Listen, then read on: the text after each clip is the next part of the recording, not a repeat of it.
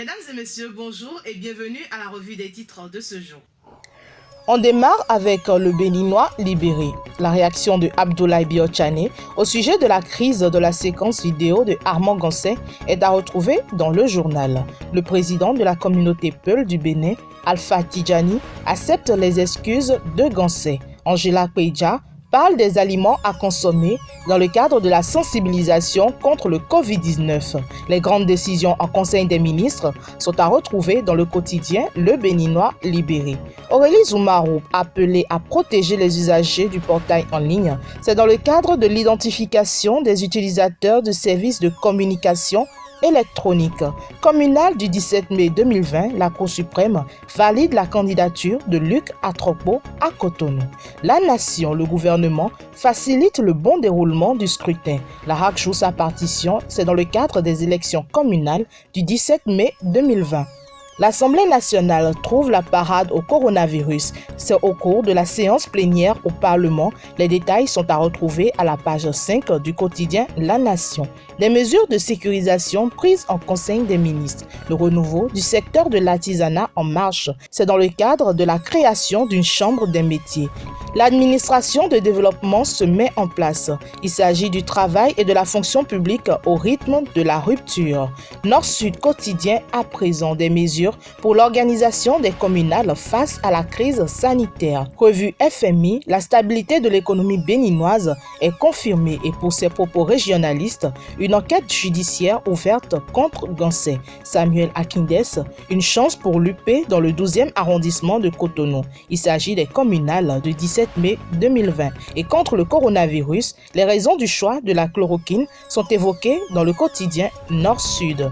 Le matinal, à présent, une décision inédite de la HAC. Il s'agit de la réglementation de la campagne électorale pour les communales du 17 mai. La CNSS prend d'importantes mesures dans le cadre de la crise sanitaire liée au Covid-19.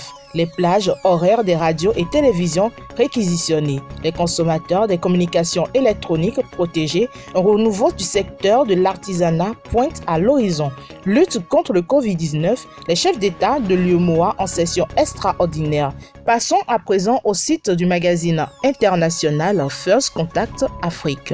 Au Bénin, le Fonds monétaire international s'apprête à augmenter son soutien financier en faveur de l'État béninois. Les responsables du Fonds monétaire international ont jugé très satisfaisants les résultats obtenus par le Bénin à l'issue de la 6e revue du programme économique et financier triennal dans le cadre d'un accord de facilité élargi de crédit.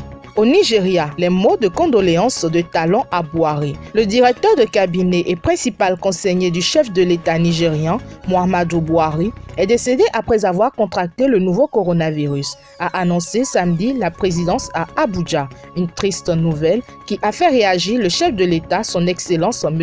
Patrice Talon. Prolongement de l'état d'urgence en RDC, le Parlement, saisi par le président de la République. Venant à expiration cette semaine, l'état d'urgence décrété par le président Félix Tshisekedi sera prolongé. Pour ce fait, il saisit les deux chambres du Parlement tout en leur signant une nouvelle ordonnance qui permet aux deux chambres de siéger en dépit de la mesure interdisant tout rassemblement de plus de 20 personnes. En Guinée, Amadou Damaro Camara est élu président de l'Assemblée nationale. L'Assemblée nationale guinéenne a un nouveau président depuis ce mardi. Il a pour nom Amadou Damaro Camara. L'homme est membre du Rassemblement du peuple de Guinée, RPG au pouvoir. Il est élu pour un mandat de 5 ans. Les détails sont à retrouver sur le site du magazine international First Contact Afrique.